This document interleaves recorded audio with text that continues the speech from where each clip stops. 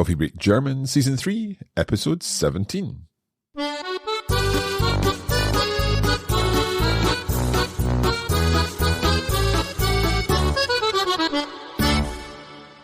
Hallo und herzlich willkommen zurück zu Coffee Break German. Ich bin Marc. Und ich bin Andrea. Wie geht es dir, Marc? Mir geht's ganz gut, danke. Und dir? Ja, mir geht's auch ziemlich gut. Okay, so ziemlich, ganz. I think this perhaps has something to do with the topic of today's lesson. Ja, das ist richtig. Ja, we're looking at adverbs that operate as qualifiers. Right, so adverbs that operate as qualifiers, they qualify an adjective, for example. That's correct. Ziemlich Yes. gut, ganz gut, and so on. So we're going to be looking at quite a number of these in this lesson. Also, bist du bereit? Ich bin bereit. Los geht's.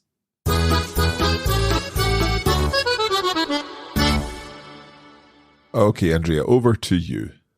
Yes, so we're looking at adverbs, very particular adverbs today. We call them qualifiers. But I was wondering if you remembered what adverbs did in general. So adverbs have got a couple of roles. They can describe verbs and say how something is being done. I don't know, for example, Petra is running quickly. Genau, das ist richtig, ja. Petra rennt schnell. So the schnell is here the adverb. It describes how Petra is running. I have another example for this, which I think is quite funny. Okay. Karl isst gierig seine Spaghetti. Gierig is like greedily? Ja, genau. He greedily eats his spaghetti, so probably very fast. Very and, fast, yeah. he's probably very hungry. Yeah? Okay. Let's look at qualifiers now. Qualifiers are adverbs that describe adjectives or other adverbs. Okay, so a qualifier adverb is describing an adverb, yeah? Yes, and I give you an example for this. Okay.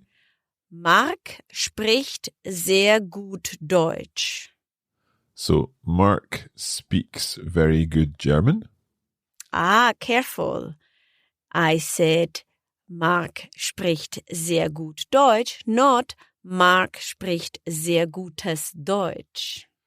Right. Okay. So the fact that I've misunderstood this reinforces the inaccuracy of your statement in the first place.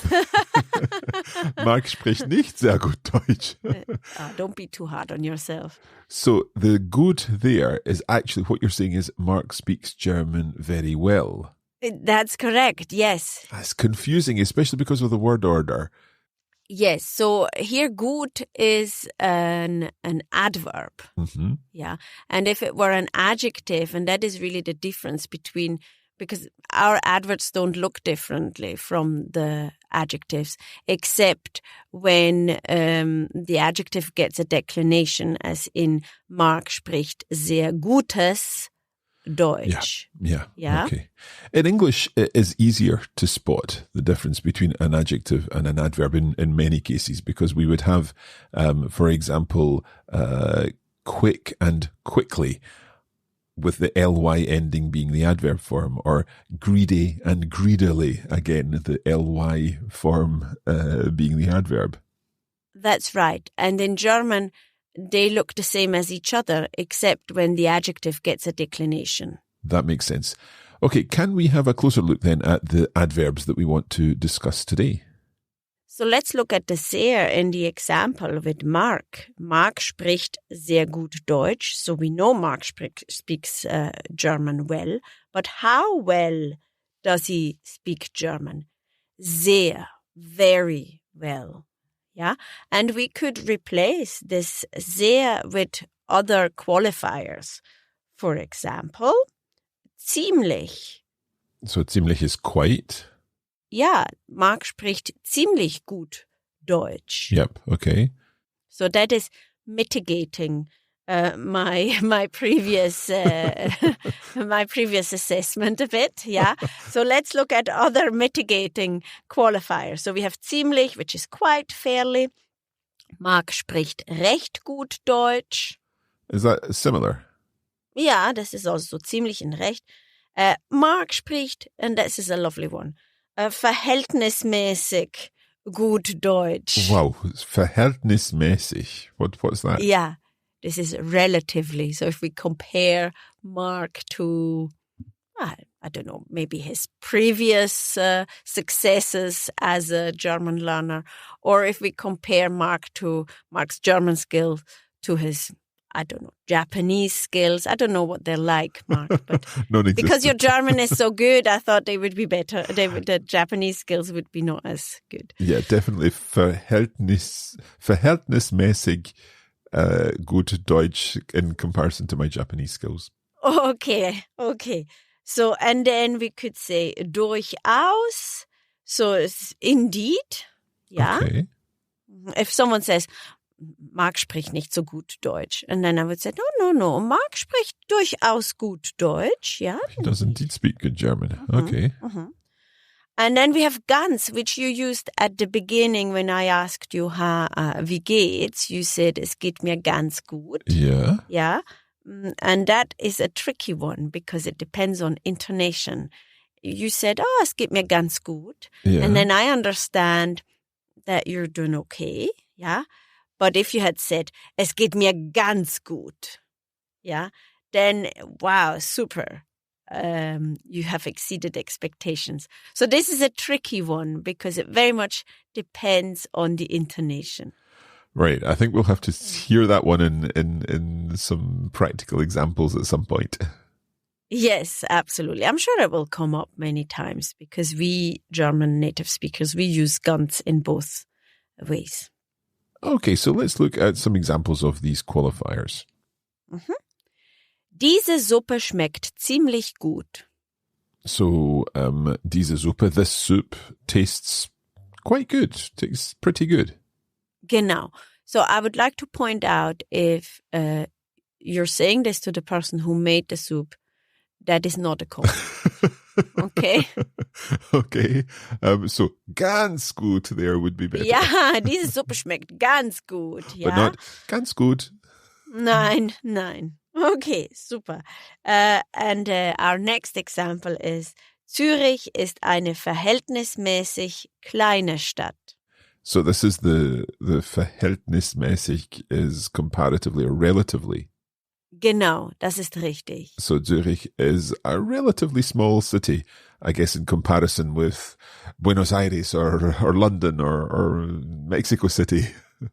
Genau, this is correct. So, but for us Swiss, it's the biggest city in the country. So, Yeah. Good. And then my last example, 1 Milliarde ist durchaus viel Geld. So, in case anyone had any doubt. Yeah, eine Milliarde is a billion, isn't it? Ja. Okay, so a billion is durchaus viel Geld. So it's durchaus as opposed to durchaus. Durchaus. is indeed a lot of money. Yes. So in case someone thought this was pocket money or, then you would say, oh, no. Eine Milliarde ist durchaus viel Geld. I would agree. Okay, let's look then some more of these qualifiers. So let's look at the next group, and they have the function of really elevating the adjective. So one of our adverbs in this category would be sehr. Yeah? Very. Okay. Okay. And next one is außerordentlich. That's like ausgezeichnet, one of my favorite words. It's kind of like extraordinarily. Yeah, extraordinarily. Right. Yeah. So if you want to please the person who made the soup, you would say, diese Suppe schmeckt außerordentlich gut. Okay. Right. So the next one I have is wahnsinnig, and it would translate as crazy. And nowadays, it has lost a lot of this meaning. It doesn't have any negative connotation at all. It's so good that you would lose your mind over it. Okay, I guess it's an example of one of those words where language is changing all the time, and maybe some people would use it, others wouldn't, but it's always good to understand. Yes, so we could also use it as incredibly. Okay, so, das ist wahnsinnig gut, yeah? Yeah, genau. Okay. And the next one is extrem, which I think you'll find quite easy to Extremely, translate. yeah. Uh-huh. And ausgesprochen. Said out loud? Yes, so we would maybe translate it as distinctly, or they're all very much improving or making it more. Yeah, so making what's these already ones. good even better. Yeah. Höchst is like most or highly, something like this. Mm-hmm. Mm-hmm. And the last one is ungemein, which is quite high register, but it's still a nice one.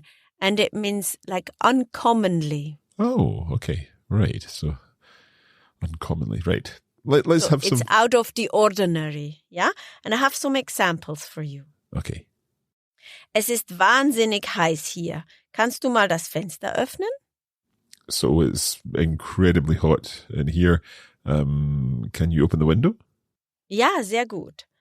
Hannah hat sich ausgesprochen lange auf die Prüfung vorbereitet.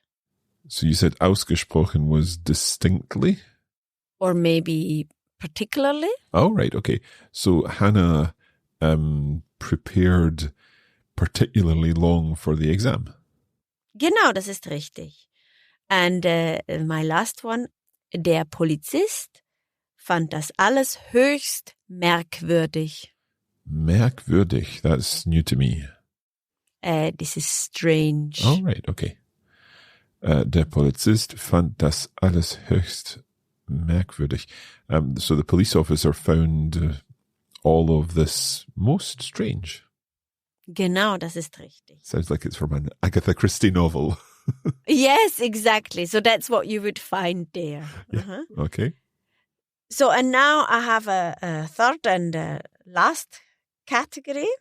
And it only contains 4 words on my list. Probably there are more, but these are the 4 that I thought were very useful. Okay. And it describes something like totally or absolutely. Yeah? And the first one, let's start with absolute. I think we can recognize this. Yeah, we've definitely come across that. The next one is komplett. I think this is also quite easy to find out. Yeah, Completely. Mm-hmm. And then we have völlig, which is fully. Yeah, okay. Mm-hmm. And the last one is vollkommen. And vollkommen means complete, so completely. Right. So again, in this particular group, we're seeing lots of words that have English cognates, like absolutely, completely, and fully. But in the German, particularly with absolut and komplett, we're not seeing the le ending. Exactly, that's right. Yeah. And I'll just quickly give you some examples with these. Karin findet den Witz von Frank vollkommen daneben. All right, daneben, I'm not sure about. Daneben means off. Right, so Karen finds Frank's joke completely wrong, completely off. Genau. Mhm. Or Paula und Florian denken, dass Heiraten völlig veraltet ist. So is veraltet like kind of outdated or out of fashion? Ja, genau, ja. So Paula und Florian, they think that getting married, heiraten, is completely outdated. Ja, genau. Okay. And now the last one is a bit more positive. Das Feuerwerk der Stadt war absolut großartig. So the fireworks of the city fireworks were absolutely great. Genau, das stimmt. Sehr gut, super. Okay. Well, what we'll do now is take a short break before we hear a dialogue, which will, of course, include many of these qualifying adverbs. Bis bald.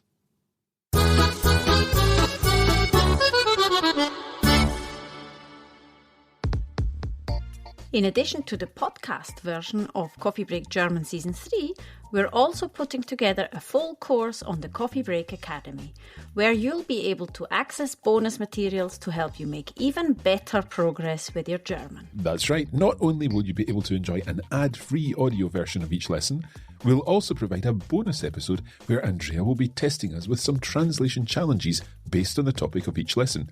And of course, there are comprehensive notes and a video version of each lesson too. Visit coffeebreakgerman.com and follow the links for Season 3 there.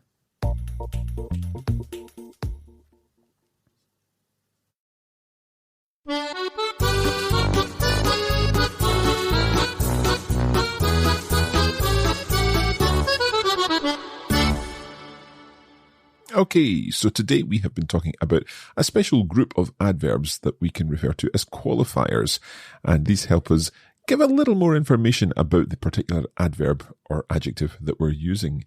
And we're going to hear some of these in a cafe conversation.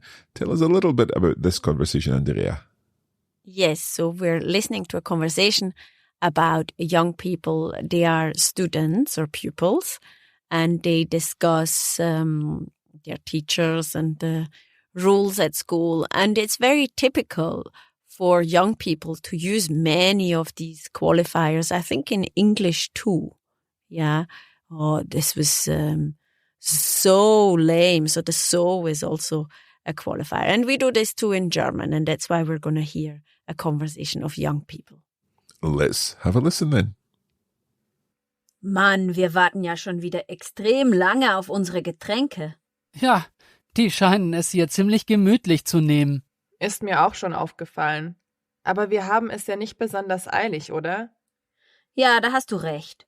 Sag mal, was haltet ihr eigentlich von dem neuen Mathelehrer? Ich finde ihn ganz nett, aber sein Unterricht ist nicht wahnsinnig interessant. Das ist ja wohl eine Untertreibung. Ich bin immer völlig gelangweilt. Also so schlimm ist es nicht. Mathe ist ja auch nicht gerade ein absolut fesselndes Fach. Doch, mir gefällt Mathe recht gut.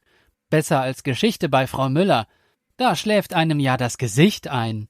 Du interessierst dich wirklich überhaupt nicht für Geschichte. Das ist kaum die Schuld von Frau Müller. Das finde ich wirklich sehr unfair von dir. Ja, stimmt schon. Jetzt aber mal was Ernstes. Was denkt ihr über das neue Handyverbot an der Schule? Das ist ja total bescheuert. Ich gehe donnerstags nach der Schule in den Klavierunterricht und muss mein Handy dabei haben, damit ich meiner Mutter sagen kann, dass sie mich abholen soll. Könnt ihr nicht einfach eine Zeit ausmachen? Euer System scheint extrem kompliziert zu sein, nicht? Manchmal schwatzt eben die Klavierlehrerin noch sehr lange und ich komme später raus. Bist du bei Frau Kahlen im Klavierunterricht? Die ist doch echt nett, nicht? Ja, ich mag sie ausgesprochen gern, aber sie redet einfach recht viel. Ach ja, Frau Karlen. Zu ihr ging meine Schwester. Sie fand's immer komplett öde. Oh, da ist sie. Hallo, Frau Kahlen.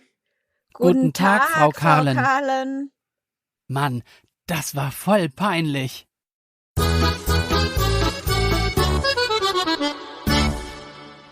Okay, they almost got caught at the end there. Yes, es war voll peinlich. Es war voll peinlich, yeah. Let's talk a little about this conversation. We'll go through it in greater detail in our bonus episode, but for now, we're looking at three friends, Tina, Manuela, and Tobias. They're meeting at a cafe, and they're talking about what they think of in particular, of their new maths teacher. Ja, genau. And Tobias, as we say in German, Tobias thinks he's quite nice, but doesn't find his lessons particularly interesting. And Tina, on the other hand, thinks his classes are extremely boring. So Manuela believes that she's exaggerating, that Tina's exaggerating, and she suggests that math is just not an amazing subject. However, Tobias thinks that he actually likes maths. Genau, yeah. But then they move on to the next topic about the fact that mobile phones are forbidden at school. And Manuela is totally against it. She has to go to piano lessons on a Thursday, and her mother needs to know when to pick her up. Tobias, however, just suggests that if they're meeting at the same time each week, does she really need to have that mobile phone? Yes, but the explanation is that unfortunately the piano teacher tends to chat a lot and the class doesn't always finish at the same time. Tina recognizes this and wonders if Manuela's teacher is Frau Kahlen, and Tina likes Frau Kahlen. Manuela likes her too, but she talks too much. That's right. And also Tobias knows of Frau Karlen because his sister went to her classes and found it mega boring. Mega boring. So mega, a nice qualifier in English there. Yes. And at that moment, something awkward happens. Yes, Frau Karlen appears just when Tobias says these naughty things. They all say hello, and Tobias found it totally embarrassing. Voll peinlich. Genau. Okay, that is almost it for this episode, but there's still time for noch eine Kleinigkeit.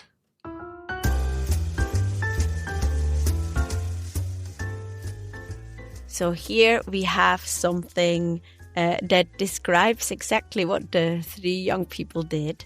Sich den Mund über jemanden oder etwas zerreißen. Right, so der Mund is the mouth. Aha. And sich den Mund über etwas zerreißen. So what's zerreißen? To tear apart. Oh, right. So tear apart your mouth over something or someone. Yeah, and that means to talk badly about something or someone. Can you give us that in a sentence then? Yes, so Tobias hat sich total den Mund über Frau Karlen zerrissen. So he ripped his own mouth apart over her. Genau, yeah. Just don't think too much about it, okay? It's very idiomatic and it means to not say so nice things about someone or something. Okay, well, although that's slightly negative, we will finish off there. We'll be going through everything in detail about our conversation in our bonus episode, which you can look forward to if you have access to that. If not, head over to the Coffee Break Academy and you'll be able to find that there, along with all the bonus materials for Season 3. That's it for this episode. Andrea, vielen Dank. Danke, Marc. Und bis zum nächsten Mal. Bis bald.